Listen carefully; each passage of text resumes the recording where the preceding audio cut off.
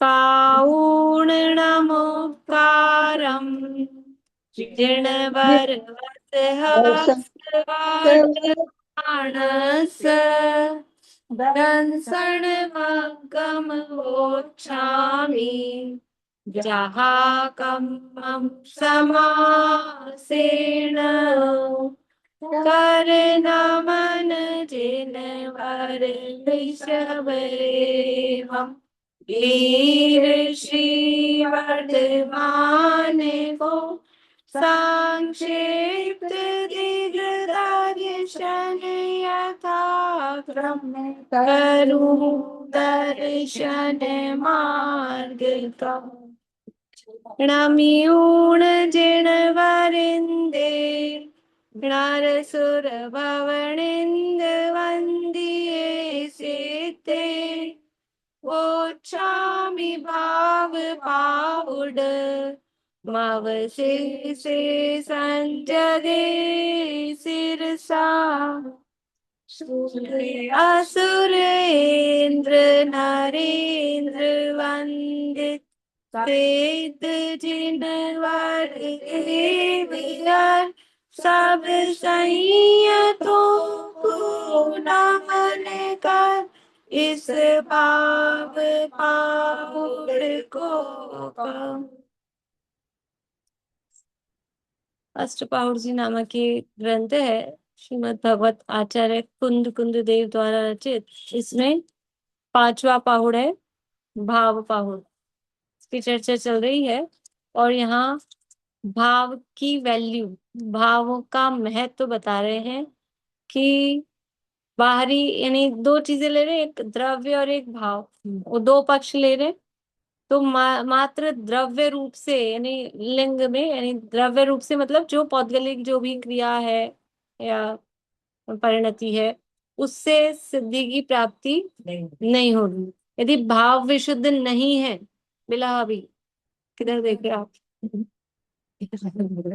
यदि भाव विशुद्ध नहीं है तो बाहर में खाली क्रिया करने से यानी द्रव्य रूप से उस काम को करने से वो सिद्धि की प्राप्ति नहीं होगी।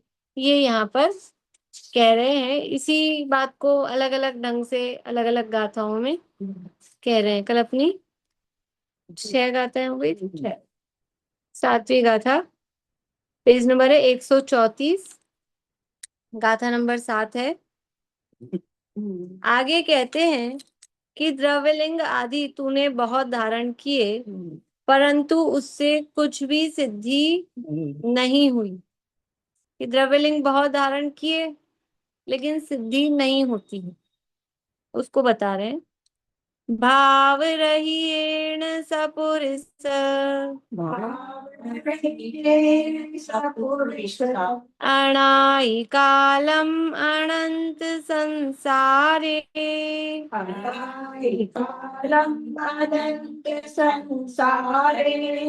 गही उज्जियाई बहुसो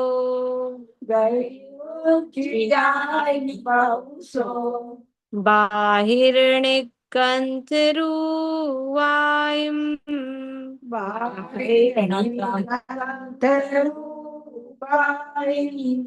भाव रहिएण सपुरुष अणाई कालम अनंत संसारे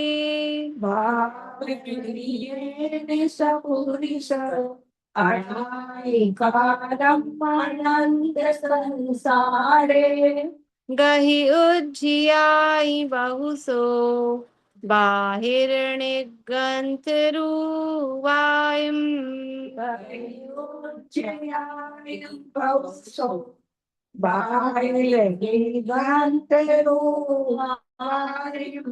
भाव रहिएण यानी भाव से रहित।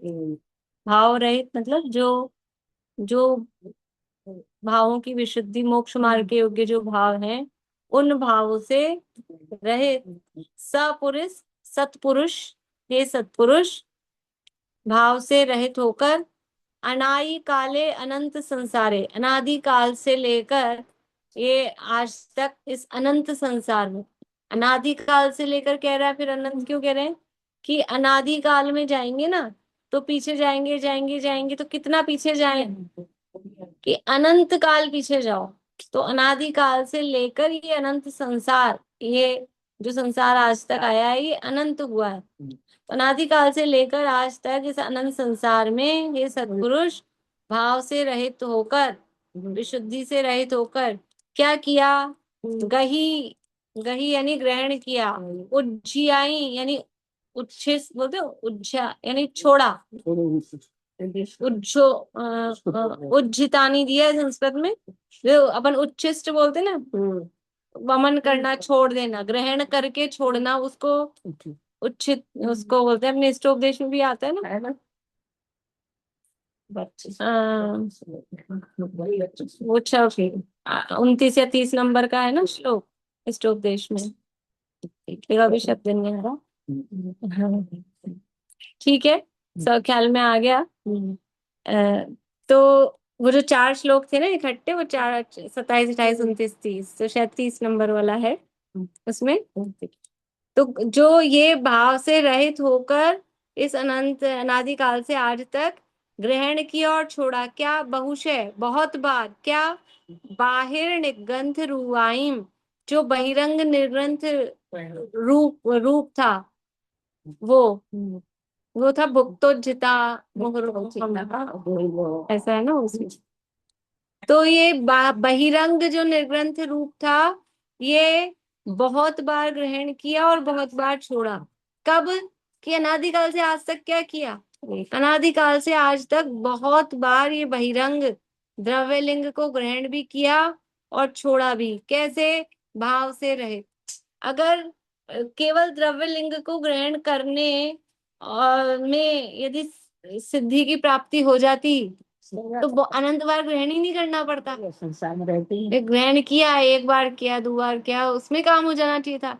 लेकिन कह रहे हैं तुमने अनंत बार इसको ग्रहण किया, ग्रहण करके फिर छोड़ दिया, कुछ मतलब नहीं रहा, क्योंकि भाव विशुद्ध नहीं हुआ था।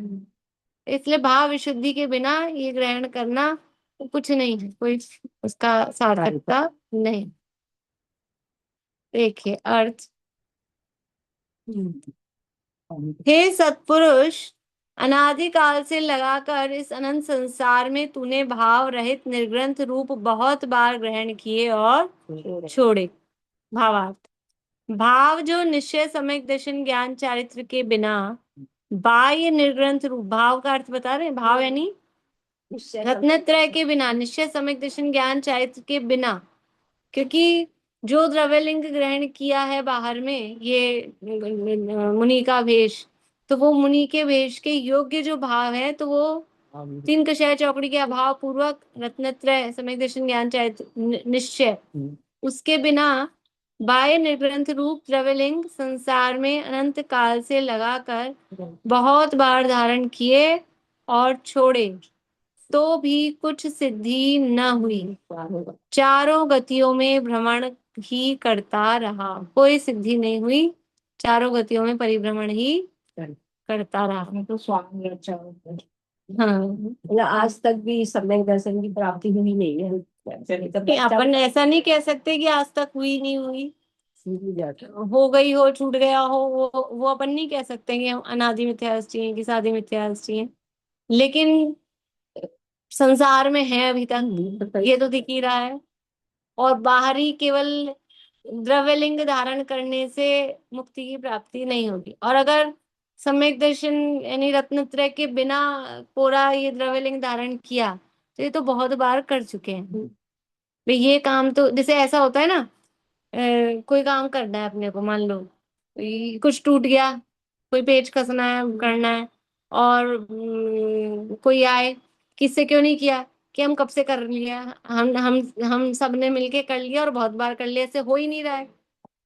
तो जब उससे वो काम हो ही नहीं रहा है, जो भी काम अपन कर रहे हैं और इससे हो ही नहीं रहा है, फिर भी वही काम करें, फिर कुछ और उपाय फिर ये देखिए ना कि ये लिस्ट, या मान लो कोई चाबी खोलनी है, कोई ताला खोलना है, वो चाबी लगा लगा के सब ट्राई कर रहे हैं, अरे ये चाबी गलत है, ये हर आदमी आ रहा है वही चाबी ट्राई कर रहा है। तो जब ये समझ में आ रहा है कि ये इससे हो नहीं रहा है ना, इससे खुल नहीं रहा है ना ताला, तो कुछ और करना पड़ेगा। इससे काम नहीं होने वाला नहीं है, ये विचार नहीं करते हैं, ये विचार नहीं आता।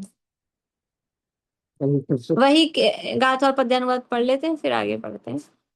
भाव रहिएण सपुरिस अणाई कालम अनंत संसारे, गही उज्जियाई बहुसो बाहिरणे कंथ रूपायम, भाव बिन द्रवलिंग अगणित धरे काल अनादि से, पर आज तक ही आत्मन सुख रंच भी पाया नहीं।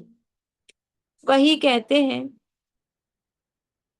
भीषण नरय गईये, भीषण नरय गईये, तिरिय गईये कुदेव मणु गईये, तिरिय गईये कुदेव मणु गईये, पत्तोषितेव दुःखम, पत्तोषितेव दुःखम, भावहि जिण भावना जीव, भावहि जिण भावना जीव, भीषण नरय गईये, तिरिय गईये कुदेव मणु गईये, भीषण नरय गईये, तिरिय गईये कुदेव मणु गईये,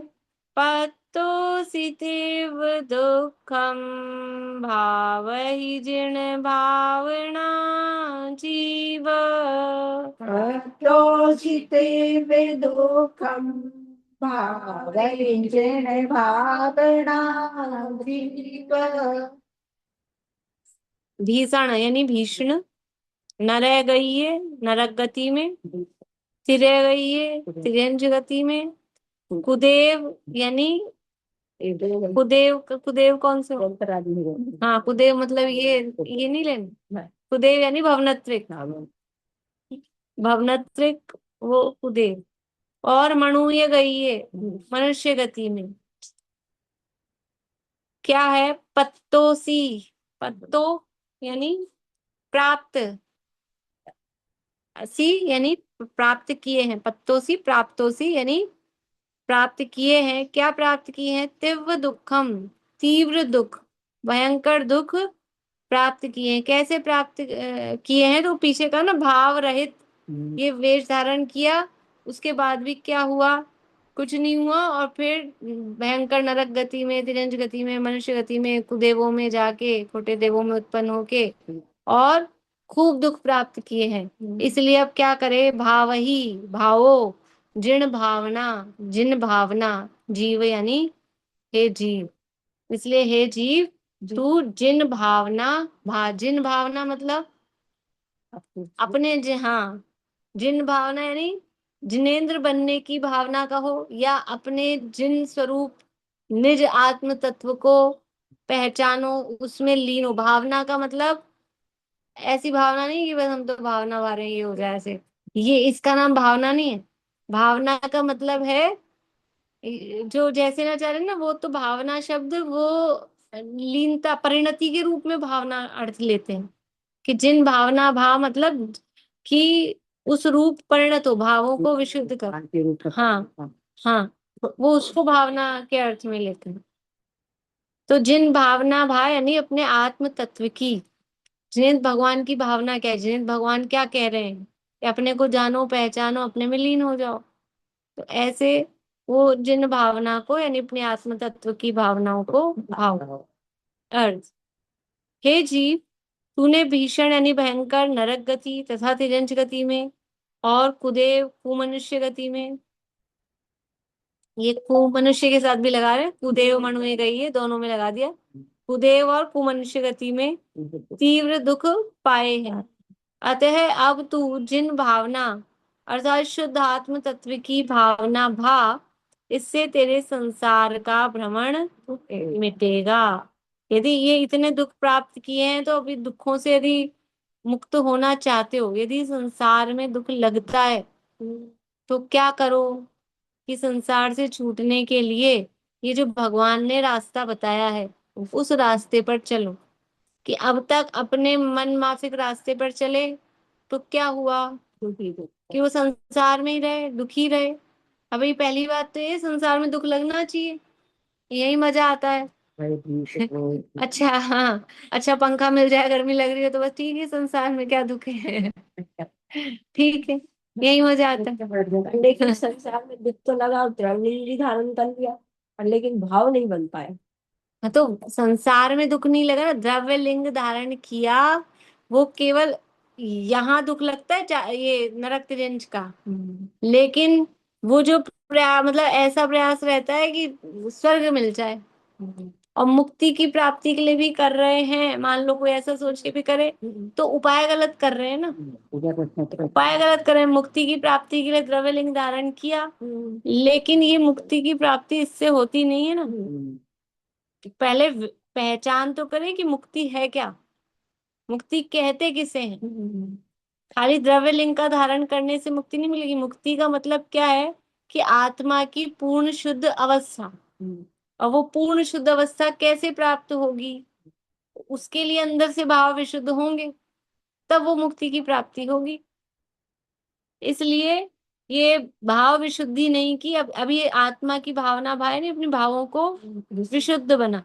और ये देखो, अगर वो भाव विशुद्ध होते, बाहर में जिसने द्रव्य लिंग धारण किया, तो उसके शुभ भाव है कि नहीं है ना, शुभ भाव तो है। इसलिए यहाँ भाव विशुद्धि शुभ भाव को नहीं कह रहे हैं। नहीं, यहाँ भाव विशुद्धि इसलिए ऊपर से कहा कि निश्चय रत्न समय कृष्ण ज्ञान चारित्र, उसको यहाँ भाव विशुद्धि कह रहे हैं। वरना अपन विशुद्ध भाव शुभ भाव के अर्थ में भी यूज ले लेते हैं, पर यहाँ शुभ भाव को भाव विशुद्धि नहीं कह रहे।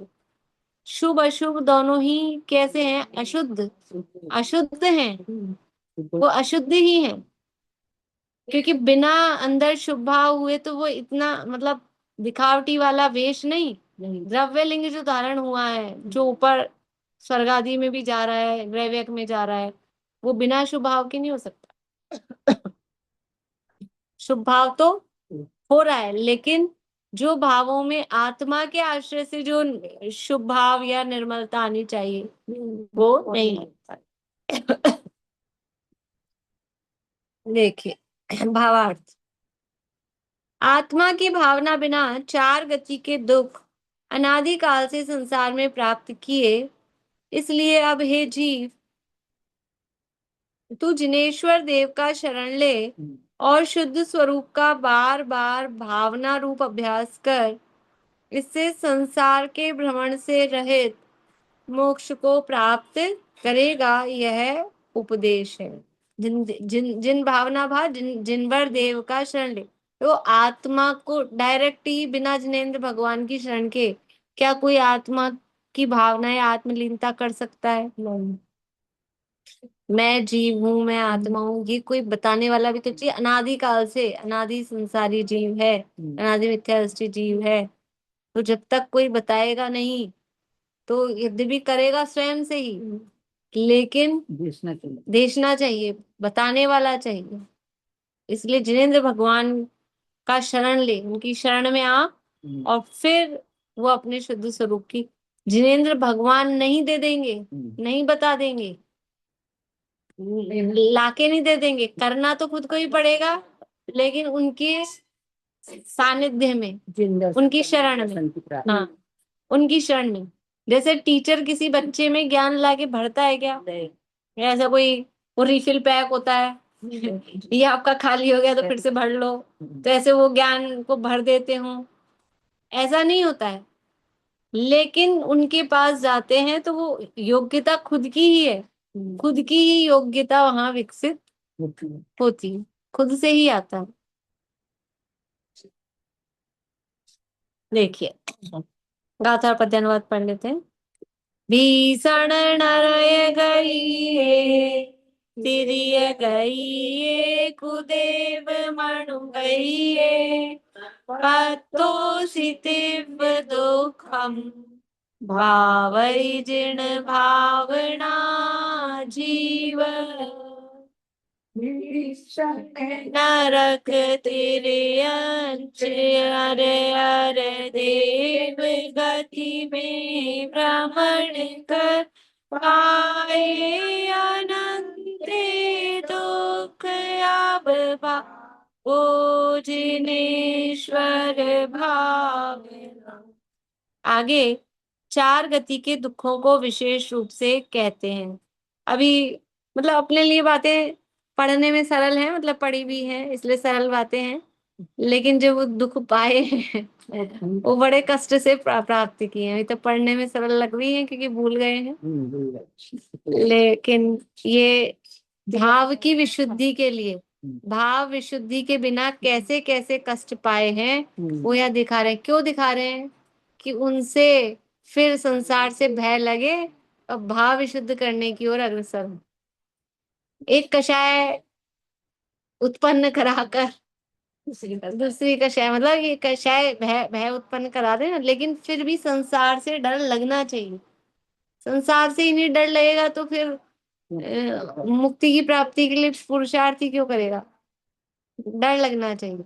जैसे कोई बच्चा हो और उसको ये डर लगता है एग्जाम में फेल हो जाऊंगा तो फेल डल डांट की नहीं, मैं फेल हो जाऊंगा तो पूरा साल हाँ शर्म आएगी, सबको क्या मुंह दिखाऊंगा, तो इसका भय लगता है तो पढ़ता है। और जो ऐसा सुबोट हो जाऊंगा तो हो जाऊंगा, मुझे इज्जत की कोई परवाह नहीं है, कह दूंगा हो गया तो हो गया। फिर अब बताओ, जो ऐसा सुबह ढीठ हो जाए मुझे कोई फर्क नहीं पड़ता।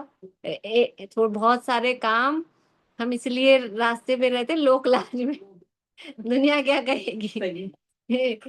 सारे फ्रेंड्स मतलब यही तो समझाते हैं, तू फेल हो जाएगा तो क्या होगा, तेरे सारे फ्रेंड्स तो अगली क्लास में चले जाएंगे और तू ओके मुझे फर्क नहीं पड़ता। अब क्या करूं बोलो, मुझे फर्क नहीं पड़ता। मेरे घर में 1 साल का ही अंतर था पढ़ाई में।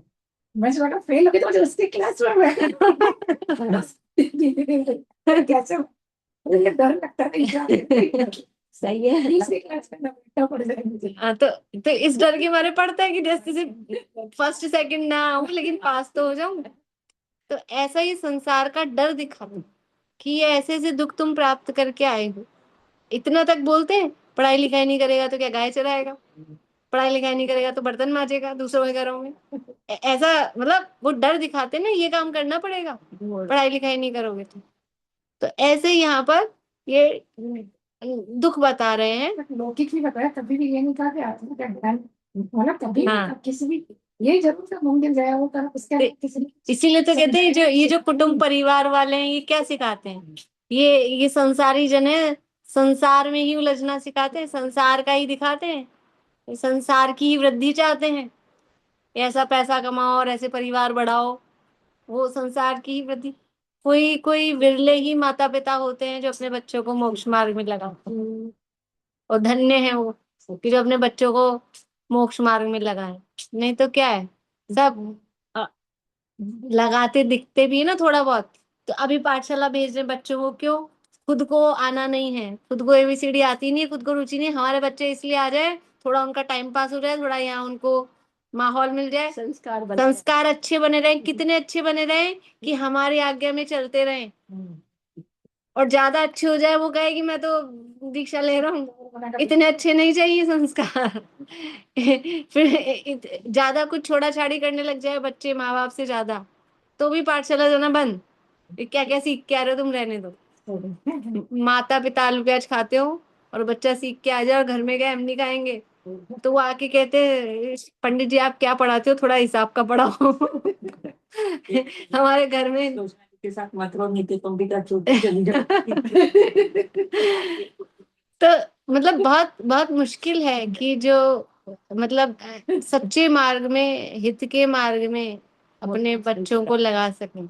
अब बच्चों को क्या, कोई बच्चे सीख रहे हो तो माता पिता को लगा ले, उसमें क्या है?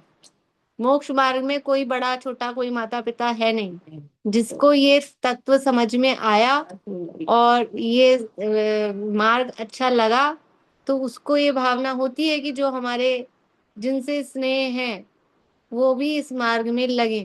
भावना होती है, लगाने वाला कोई है नहीं। मारीची अपने आदिनाथ अपने पोते को नहीं लगा पाया, नहीं लगा। नहीं लगा पाए, जब नहीं समझा पाए, जब समझना होता है तब समझता है। असलियत तो वही है, इस यही विचार करके, ये तो फैक्ट है, लेकिन भाव आते हैं कहना तो और पड़ेगा। आने चाहिए। हाँ, ऐसे ही है। भूमिका अनुसार आते हैं, आने चाहिए। इस भूमिका में ये भाव नहीं आए और फिर स्वच्छंद होए, ऐसा नहीं होता है। कहने का भाव सब मोक्ष मार्ग में लगे। तीर्थंकर प्रकृति बंधती ही कैसे है?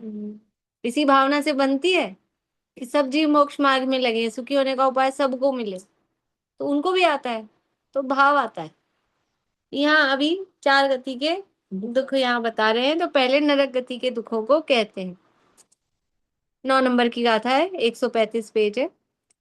सत सुनरया वासे से दारुण भीमाई असहनीयाय, दारुण भीमाईं असहनीयाय, दारुण भीमाय शरीराय बुत्ताईं सुईरकालम्, भूताय कालम दुःखाय निरन्तरम् अह्यम्, दुःखाय निरन्तरम् अयम् सत्तसुनरया वासे दारुण भीमाई असहनीयायम्, तस्मयामासे दारुण भीमाय वसनियायम् बुत्ताई सुईरकालम्, दुःखाय निरन्तरम् अह्यम्, भूताय कालम् दुःखाय निरन्तरम् अयम्। ये अहियम का सही हम भी पाठांतर इसमें कह रहे हैं। सही, हाँ, इसमें सही आई ही है, वो पढ़ने में भी थोड़ा ऐसा हो रहा है। इसमें है अहियम है ना, अहियम की जगह सही आई, तो वो अर्थ क्योंकि उसका सहन करना, सोड़ा नहीं दिया है ना, सहन करना वाला अर्थ है, तो अहियम से सहन करना वाला कम जम रहा है। सहीयम, सहीयम से ज्यादा जम सही है, सहीयम ही याद रहना चाहिए। वो दोनों का अर्थ एक ही है, संयम और संयम। दोनों का अर्थ एक नहीं है, यहाँ तो संयम ही छपा है और नीचे भी संयम ही दिया है इसमें, तो इसको अहियम की जगह संयम ही कर लीजिए, वो ज्यादा ही ठीक है। देखिए क्या कह रहे हैं। सप्तसु, सप्तसु यानी 7, नरयावासे ना, नरक के वास में यानी 7 नरकों में निवास करते समय, दारुण भीसाइम, भीमाइम तो ठीक है, इधर भीसाई दिया है वो तो दोनों चलेगा। दारुण और भीष मुझे दे दीजिए। भयंकर, दारुण भी और भयंकर दोनों, मतलब दोनों शब्द दिए हैं। दारुण भी भयंकरता के अर्थ में आता है और भीम, भीषण वो भी भयंकरता के अर्थ में आता है, मतलब भयंकरता को डबल कर रहे हैं। ये दारुण भीमाई असहनीयाई, जो सहन नहीं हो पाते थे, ऐसे असहनीय दुख सही दुख। बुत टाइम, भोगे हैं, कब? सुईर कालम, सुचिर काल तक, लंबे समय तक। दुखाइम यानी दुख, निरंतरम निरंतर ही, सही आइम और सहन किए हैं, इतने लंबे काल तक ये दुख भोगे हैं और सहन किए हैं। अर्थ देखिए। हे जीव, तूने 7 नरक भूमियों के नरक आवास बिलों में, कितने हैं 7 नरक भूमियों में बिल? 84 लाख। तो क्या हम सब बिलों में गए हैं? सब नहीं रहता। सब में गए हैं। पंच परावर्तन के क्रम में हर बिल के हिसाब से एज अलग अलग होती है। हर पटल के हिसाब से, बिल तो क्या कहें, हर पटल के हिसाब से, तो भाव परावर्तन में तो वो हर एज को प्राप्त किया है, और क्षेत्र परावर्तन में, क्षेत्र परावर्तन में नरक का नहीं है, वो तो कुछ भी भाव तो मेरे को नहीं। हाँ, वो तो कोई भी भाव वो इस स्थान पे होना चाहिए, तो निगोदिया बन के भी हो सकता है। भाव परावर्तन के अर्थ में उसको ले लेंगे। नरक के पहले पेटल की जगह न्याय 10,000 वर्ष, उत्कृष्ट आयु 7 वर्ष। उत्कृष्ट, पहले पटल की उत्कृष्ट आयु 90,000 वर्ष। 90,000 के पहले पटल की बोल रहे हो ना आप? पहले पेटल 90,000। उसमें से 84,000 की निकलेगी ना पहले पेटल। तो हे जी, तूने 7 नरक भूमियों के नरक आवास बिलों में दारुण अर्थात तीव्र तथा भयानक और असहनीय अर्थात सहे न जावे इस प्रकार के दुखों को बहुत दीर्घ काल तक निरंतर ही भोगे और सहे। दुख तो असहनीय होते हैं, कह तो रहे हैं असहनीय, लेकिन फिर भी क्या है, सहन करना ही पड़ता है। नहीं सहन कर मतलब कोई उपाय नहीं है ना, मर मर कर भी जीना ही पड़ता है। मर मर के भी जीना पड़ता है, मर नहीं सकते ऐसा। भावार्थ। बड़ा अनंत काल है जैसे नरक की पृथ्वी अनंत नहीं, असंख्यात, असंख्यात दोष। नरक की पृथ्वी 7 है, उनमें बिल बहुत हैं, 84 लाख हैं। उनमें 10,000 वर्ष से लगाकर तथा एक सागर से लगाकर 33 सागर तक आयु है। जहाँ आयु पर्यंत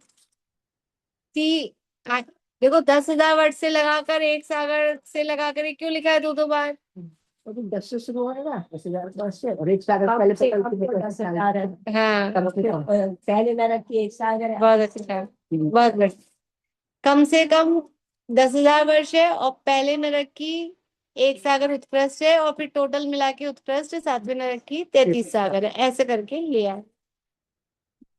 तो 10,000 वर्ष से लगाकर तथा एक सागर से लगाकर, तो उत्कृष्ट ले लिया एक सागर से लगाकर। 7वें नरक की जगन्य आयु कितनी है?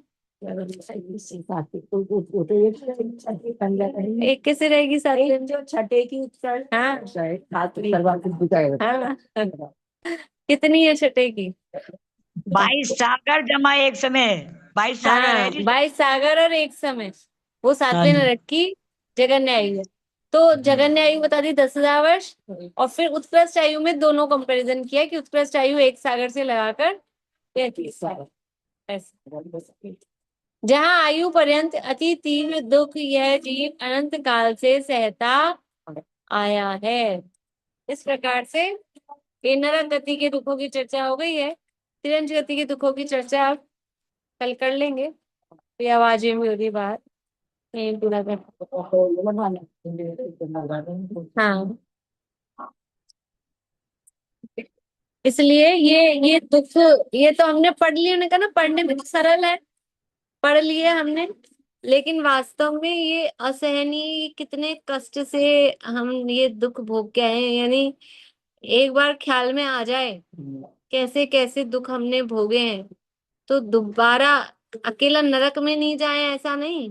इसलिए चारों गतियों के दुख बताएंगे।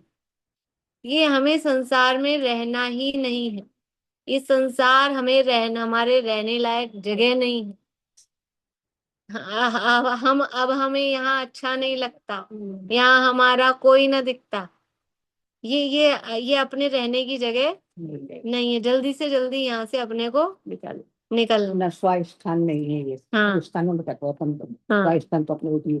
वही बोली विनीता आंटी, आवाज चालू करी। एक बात प्रार्थना कर रही आज कि मेरे को संस्कृत से जल्दी पकड़ आता है, तो मैं प्राकृत नहीं पढ़ूं तो मेरे को पुण्य क्या कह दो या धर्म का कह दो या किस तरह से भी, वो गलत है मेरी बात। नहीं नहीं, कोई दिक्कत नहीं ना, आपको संस्कृत समझ में आता है, संस्कृत से पढ़िए ना, कोई उसमें कोई धर्म पुण्य पाप कुछ नहीं हो रहा, कुछ मैं नहीं हो यही रहा। कहना चाहती, मैंने समय सार भी संस्कृत से पढ़ा, और मुझे प्राकृत में तो विशेष उपयोग लगाना पड़ता है, हाँ, विशेष तो उपयोग कोई लगाना दिक्कत पड़ता नहीं, कोई दिक्कत नहीं है। है। तो मुझे संस्कृत से जल्दी पकड़ आता है। हमें हिंदी से पकड़ में आता है, हम तो ना, हम प्राकृत और ये तो थोड़ा गाथा पढ़ पढ़ के सरल है, कार्तिकेय परीक्षा की सरल थी जो सीख गए थोड़ा ज्यादा। हाँ प्राकृत हाँ, के संस्कृत के नियम कानून अपने को आते नहीं है, थोड़े नहीं बहुत ही नहीं, आते हैं, जैसे हमें तो हिंदी से समझ में तो आता है। क्या है ना, पहली गाथा पद क्या है, तो उसमें मध्यम पुरुष एक वचन है, हे जीव तू ऐसा कर, तो मेरे को हाँ दिमाग में आ रहा वो संबोधन दे रहे, और हाँ भव्य कहने से वो संबोधन दे रहे, तो मुझे एकदम सही। पढ़ते पढ़ते समझ में, लेकिन मैं सोची हाँ नहीं प्राकृत भी अन्ना जी ने सिखाई नहीं, है। वास्तव में अन्ना संस्कृत जी सीखना अच्छा है, मतलब संस्कृत से समझ में आता है ये करता है, ये संबोधन है, हाँ ये वाली विभक्ति है, हाँ जी। तो अच्छा भाव समझ में आता है। लेकिन अब अपनी एज इतनी हो गई कि अब अपन संस्कृत सीखने नहीं नहीं, जाओ तो मुझे तो फिर वो, सरल लगता है ना, इसलिए मुझे सरल लगता है, बच मुझे सरल लगता है। बचपन में सीख लेना अच्छा है, मतलब संस्कृत से अगर डायरेक्ट हम ग्रंथ पढ़ें तो वो जो भाव विशेष स्पष्ट होते हैं, बचपन में सीख लेते तो अच्छा था। अभी शिविर में भी तो सिखाया संस्कृत टाइम। हाँ अभी यही शिविर तो चल रहा था संस्कृत का यहाँ पर। तो अष्टपाउर की संस्कृत किसने लिखी है ये? संस्कृत छाया किसने लिखी है, ये नाम नहीं दिया है इनमें, किसने की हाँ है। नहीं, मैंने भी देखा, इसमें नहीं है, लेकिन मुझे अमृत संस्कृत छाया का चंद्राचार्य नाम पे, नहीं दिया है। अमृत चंद्राचार्य पे कुंद कुंद आचार्य से ज्यादा बहुमान आता है, नहीं आना चाहिए, लेकिन अमृत चंद्राचार्य पे बहुत ज्यादा बहुमान आता है। कि अमृत चंद्राचार्य ना होते तो क्या होता। सही बात। कोई अपेक्षा हो नहीं निर्द्वंद हो जीवन, संतुष्ट निज में ये रहो, नित्य आप समर भगवन, हो आप सम निर्मोक्त मंगलमय दशा मेरी, निर्ग्रंथता की भावना अब हो सफल मेरी, धीरे हो आराधना में हर घड़ी।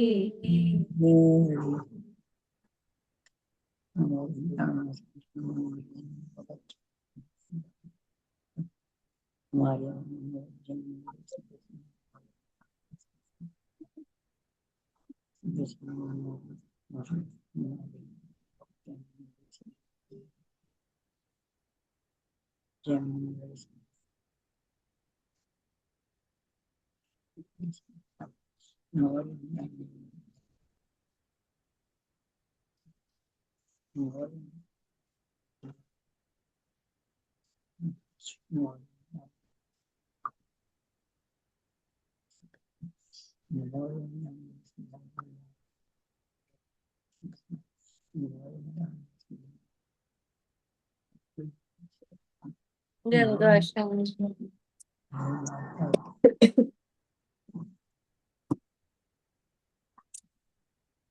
जय श्री सभी। जय जी।